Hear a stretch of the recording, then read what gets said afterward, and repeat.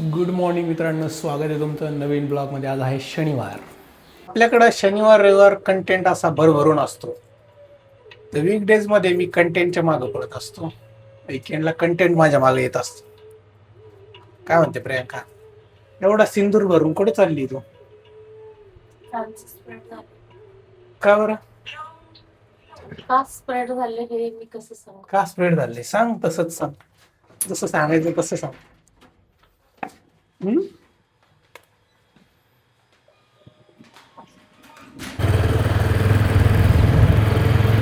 We are going to gym. भारी वाटतं जरा सकाळ सकाळ. तर आज सुट्टी मित्रांनो. तर प्रियांका म्हटली नको जायला जिमला, आळस येतो. का बरं झोपायचं होतं तुला? तर होतं असं की कधी कधी आळस येतो, जिमला जायचं इच्छा नाही होत. मग काय, जिमला जर नाही गेलं दिवसभर एकदम लेझीनेस येतो, आळस येतो.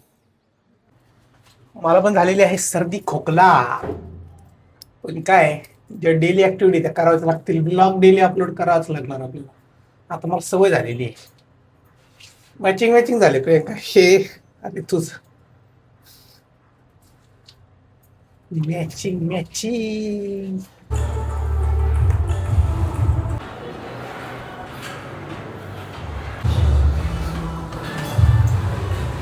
मित्रांनो झालेली आहे जिम मस्त पैकी.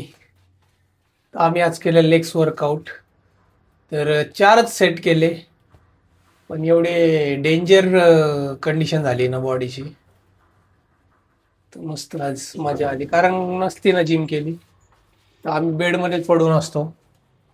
आणि आम्ही फक्त आज 40 मिनिटच एक्सरसाइज केली, पण असं वाटलं की खूप झाले.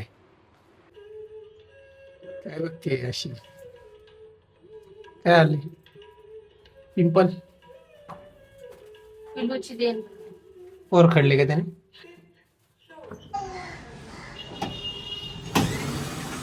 मित्रांनो आता दुसरे आलेत बॉश कंपनीचे, चेक करतील आणि सांगतील.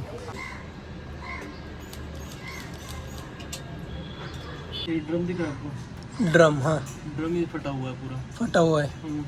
कैसे पता चला आपको? ये देखिए मैम, अच्छा.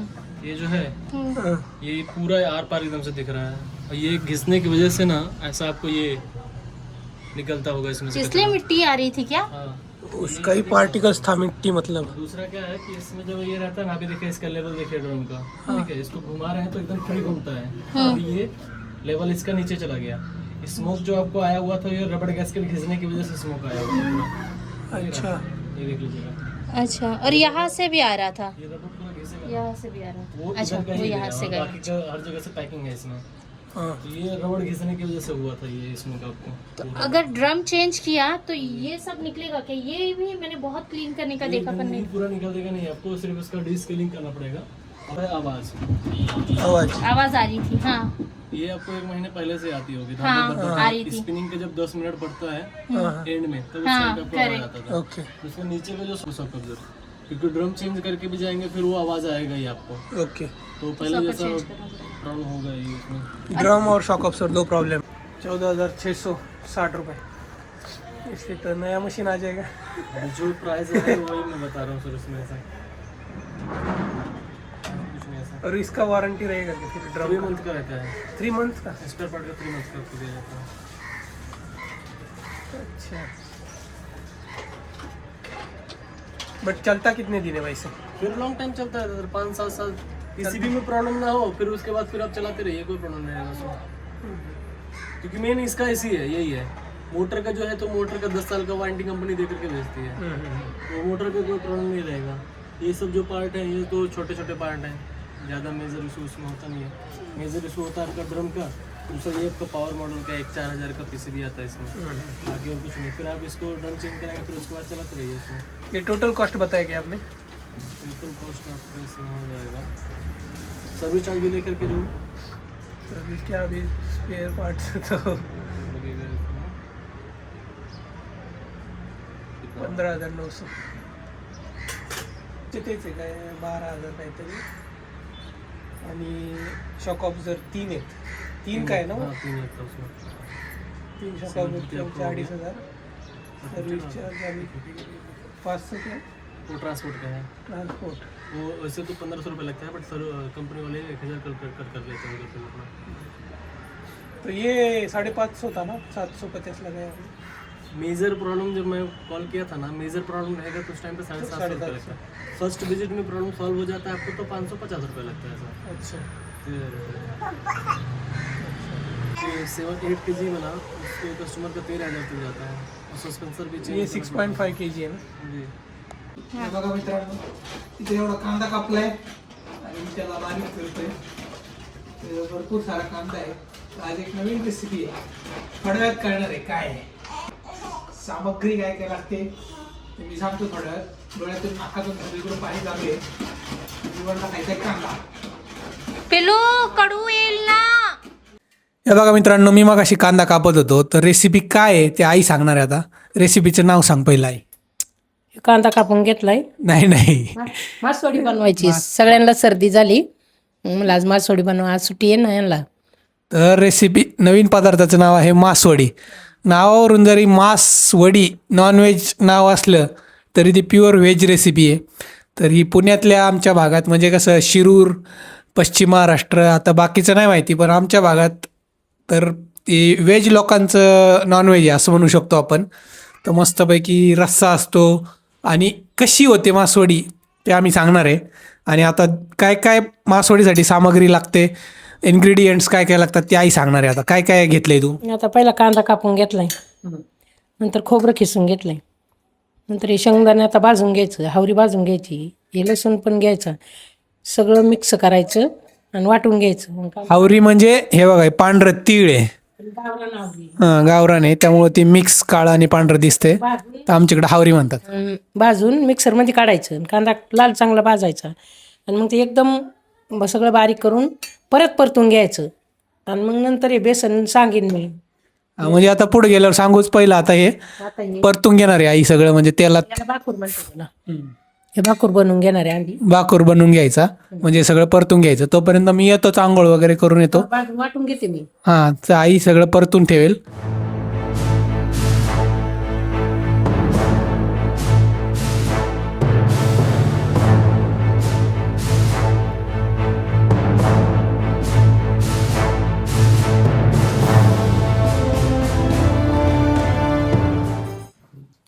मित्रांनो, मी आलेलो आहे आंघोळ करून. बघा तोपर्यंत आईने काय काय केलंय. कांदा भाजून घेतलाय. ओके, अजून हे काय केलंय? शेंगदाणा बारीक करून घेतला, ती हावरी बारीक करून घेतली. हावरी म्हणजे तीळ. हा तीळ, तिथं लसूण आहे, अजून ती बारीक करायचं. कुठे? आता इथं मिक्सर मध्ये लसूण बारीक करते ना. लसूण आणि खोबरं बारीक केलंय. सगळं परतून बारीक करून घ्यायचं, एवढंच आहे. परत का परतायचं? परतायचं परत. मग मासवडी नाही परतीत कोणी ना. मासवडी बनवल्या कोणी तेलात परतीत, कोणी नाही परतीत. मग त्यामुळे हे परतून घ्यायचं थोडं. त्यात काय टाकायचं का अजून? त्यात काही नाही. आता हे मीठ टाकायचं, लाल तिखट टाकायचं. हे तर लवंगा इथे थोड्या टाकायचे, लवंगा लवंग बारीक करायची आणि त्याच्यात टाकायची. त्यात लाल तिखट टाकायचं, सगळं मिक्स करून परत परतून घ्यायचं थोडं. ओके. इथं प्रियांका विवानला घेऊन उभी आहे आणि काहीतरी खातोय विवान. आंघोळ केली आहे विवाननी, प्रियांकाने अजून आंघोळ नाही केली. बघा, काय म्हणायचं तुला या गोष्टीवर? तुम्ही सांभाळल्यावर मी आंघोळ करू शकते ना. मी जरा फुटेज घेतोय ना. मग माझी आंघोळ नाही होणार. तू आज आंघोळच करू नको ना. शी गंध. तेल लावलंय प्रियांकाने आणि विवानला एक माणूस लागतो सांभाळायला. तर डेंजर विवान आहे आमचा. आता हे काही लाल तिखट टाकायचं थोडंसं. सिक्रेट मसाला आहे का काय तुझा? सिक्रेट नाही बा, दुसरं नाही काही टाकेल. आपला घरचा मसाला आहे. सिक्रेट मसाला काय नाही आईचा. घरच्या मसाल्याने चव येते चांगली. हे सगळं टाकायचं आणि मिक्स करायचं ना. मिक्स करायचं आता हे सगळं टाकून. मासवड्या ही अशी रेसिपी आहे, सगळ्या लोकांना, सगळ्या बायकांना नाही जमत. म्हणजे कसं, त्याला रिस्क खूप आहे. भाई साहेब सोड. आहे नाही, बरोबर बोललो ना मी. आता याला कोथिंबीर पाहिजे, पण आता कोण आणायचं? मी आणतो कोथिंबीर. बेसन हटायचं. काय काय टाकते सांगत? जिरे टाकली, हळद टाकायची आणि मिरची टाकायची. माईक पडायचा बाबा पातेल्यात. हे काय 2 ग्लास पाणी टाकले, बस एवढे लई झाले. आता याला उकळी येऊन द्यायची आणि मग हटायचे. ओके, बेसन हटतो ना तसं, कारण त्याच्या वड्या बनवता आल्या पाहिजे. ते बेसन काढले. आई तू सांगत राहा काय काय करणार आहे, कसं बेसन पीठ काढलंय आणि हिरवी मिरची टाकून हां उकळून घेतलं, याला तडका देऊन. हां, टाक टाक.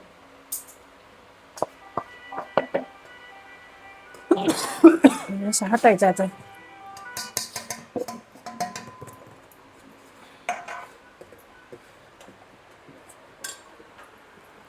असं हटायचं आता आणि याचं ते गुठळ्या नाही बनल्या पाहिजे ना, ते हटायचं सारखं एकजीव झालं पाहिजे. एक दिवस झाला पाहिजे. आणि मित्रांनो इथं बघा एकदम मस्तपैकी स्टफ तयार झालेले आहे. बाखूर म्हणते त्याला ना. हम्म. आवरी, शेंगदाणं, लसूण, खोबरं सगळं घालायचं. हेच बनवायला 1 तास लागतो. आज सुट्टी आणि आहे, आज बाकीच्या तुम्हाला तर मासवड्या 1 तास. सुट्टी आहे ना आज. हम्म. किती झाले मासवड्या बनवायच्या चालली. हे बघा आता आई बनवती इथं ॲक्च्युअल मासवड्या. हे सगळं होतं आतापर्यंत जी प्रोसेस असते ती होती. आता जे बेसन बनवलंय ना ते असं इथं पोळपाटावर थापून घ्यायचं आणि त्याच्यात स्टफ भरायचं. सातरायचं मसाले थोडं अशी करायची. खाली काय घेतलंय, ओलं कापड घेतलंय ना. वल्ला कपडा पंचा घेतला धुवून. हां हां, मग ते खाली चिकटत नाही. चिकटत नाही मग. बघा ट्रिक लक्षात ठेवा. आणि त्याला असं ट्रायंगल बनवायचा. मासवडीचा आकार द्यायचा असा. मासवडीचा आकार द्यायचा. जिजायला लई भारी मासवडी त्यात अजून करीती. जिजाई म्हणजे आईची आई. हा, अशा पायलीचं बेसन पीठ हाटी ती जिजाईने बनवती. ओके, मासवडी तयार झाली. अशी मासवडी तयार झाली. मग ती तुम्ही कट करू शकता. नंतर बारीक बारीक कट करून ती घ्यायची. शालो फ्राय करायची. शालो फ्राय न करता तसंच खाल्लं तरी चालेल, तसंच खायचं. कारण ते सगळं शिजवलेलं आहे. ते शिजवलेलं आहे सगळं. थोडेच बनवल्यात, आता पाहुणे नाही कोण नाही, पण आपल्याला काही सर्दी झाली म्हणून आता मासवड्यात बनवा. थोडं तिखट रस्सा प्यायचा आहे तेव्हा म्हटलं मासवड्या. आणि सगळं हेल्दी याच्यात. हावरी, शेंगदाणं, लसूण, खोबरं. बाहेरच्या दिवशी आपण खाल्ले 200 रुपयाला हे चांगली होती ती, पण बाहेर खाल्लेली मी. इकडं भीमथडी जत्राला मस्त बाजरीच्या भाकरी बनवते आता. आणि मित्रांनो मासवडी आमच्याच भागात मिळते आणि हॉटेलवर पण असली ना ती फक्त संडेला वगैरे. तर एक मस्त ऑप्शन आहे, जर तुम्ही पुण्यावरून नगरला जात असाल, अन्नपूर्णा हॉटेल आमच्या आत्याचं हॉटेल आहे. रविवारच्या रात्री फक्त संडेला दुपारनंतर तिथं मासवडी मिळते. तर कधी गेला ना ट्राय करा तुम्ही आमच्या आत्याच्या हॉटेलवर. शिरूरच्या जवळजवळ गेल्यावर आहे, सरदवाडीच्या थोडंसं अलीकडे 1-2 किलोमीटर. तर मासवडी ट्राय करा तुम्ही एकदा. जर तुम्हाला बनवायची नाही, हॉटेलवर जाऊन खायची, टेस्ट करायची बाबा. ते अन्नपूर्णा प्युअर व्हेज हॉटेल आहे. आजी करते मग मासवडी ती. ते तुम्ही नक्कीच ट्राय करा. बघा 4 लाईन झाल्यात, म्हणजे एका लाईन मध्ये 5 ते 6 होणार आहेत. आपण 4 जण आहे ना, विवानी एक, हा, आपण 3 जण. साई चौक 24 वड्या झाल्या इथं. आणि तरी पण थोडंसं स्टफ उरलेलं आहे, बेसन पण उरले. बघा मित्रांनो आता आई बनवणार आहे रस्सा. म्हणजे त्या मासवड्यासोबत जो रस्सा लागतो ना एकदम तिखट असा झणझणीत. वाटण काढून घेतले. काय काय टाकले ते? कांदा, लसूण, खोबरं, टोमॅटो घातलंय, कोथिंबीर घातली वाटून. जसं वाटण काढतो ना आपण मटणाच्या कालवणाला, तसं फक्त वाटण काढून. अजून काय? फुटाणे टाकले थोडं. फुटाणं पण टाकायचं, मस्त होतं. आता याला असं तेल सुटलं तो परतायचं चांगलं. हे बघा मस्त पैकी तेल सुटलेलं आहे मसाल्याला. आता तेल सुटलं तर असं परतायचं चांगलं. मग टाकायचं पाणी. आता ते थोडं गरम पाणी टाकायचं. झाला आपला रस्सा तयार मासवडीचा. ती सगळी प्रोसेस झालेली आहे. इथं आपल्या वड्या रेडी आहेत आणि रस्सा पण रेडी आहे. विवान पण रडतो इथं, त्याला भूक लागली आता. हे बघा मित्रांनो आता इथं वड्या कट करायच्या. असं कट करायच्या वडे.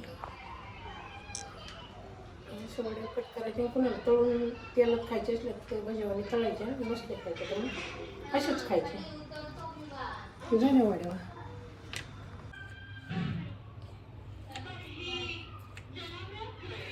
बघा इथं मस्तपैकी बाजरीच्या भाकरी पण केलेल्या आहेत. आता जेवायचे. आम्हाला जेवायचं आहे आता. घे खाली घे, नाही झोपायचं. जाऊ दे, मी घेतो त्या. चला चला चला, गरम आहे बरं का. मला खायचंय मासवड्या. मित्रांनो मस्तपैकी प्रियंकाने वाढलेला आहे मासवडी थाली 300 रुपये. आम्ही सगळे आता इथं जेवण करते, मासवडीवर ताव मारतो, एकदम चुरून मुरून खातो. काय पाहिजे विवानला?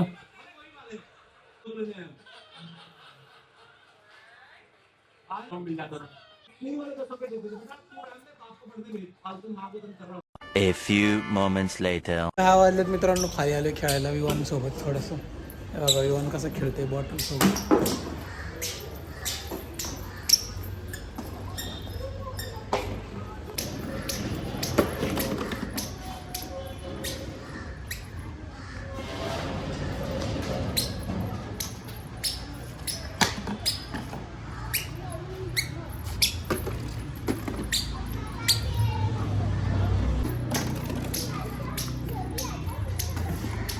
आता मी आणि प्रियंका एक गेम खेळणार आहे. मी एक मनात नंबर पकडतो आणि तो माझ्या इथं वरती स्क्रीनवर लावतो 1 to 100. ठीक आहे, माझा हा नंबर आहे. तुझा इथं असं मनात पकड, मग मी इथं डिस्प्ले करतो नंतर. तू तिने मनात ठेवा. Is your number below 50? Yes. अरे गेस करा. आता तुम्हाला पण विचार, किती वेळेस सांगावं लागेल? जो आधी गेस करेल तर. तुम्ही डिसाईड केला number. Is your number greater than 50? Yes. Is your number between 30 and 40? No. समझ गया ना?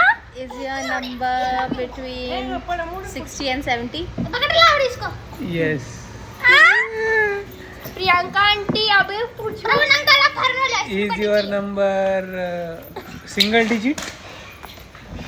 नो. ओ बच गए. Is number above 65? Yes. Is your number below 30? Yes. Is your number 60 around 66 above? Yes. Okay. Is your number below 15?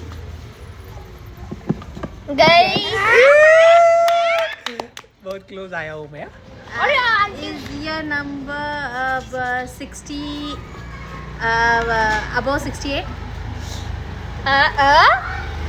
पकड़े 68 or above 68? Yes. That is 60. 68. Correct. And yours? Mine is 15. Oh, less than 15. Priyanka is the winner of the game. Hello. अरे जरी हारलं तरी मी तिला देणार ना party. झाले का class? तर डिनर करतोय. डिनर मध्ये पण सेम आहे आमची मासवडी, फक्त भाकरी चेंज झालेली आहे. भाकरी बाजरीची होती दुपारी, आता इथं ज्वारीची आहे. भात नाही ना? नाही. चालेल. भाकरी, मासवडी आणि रस्सा, कांदा आहे इथं.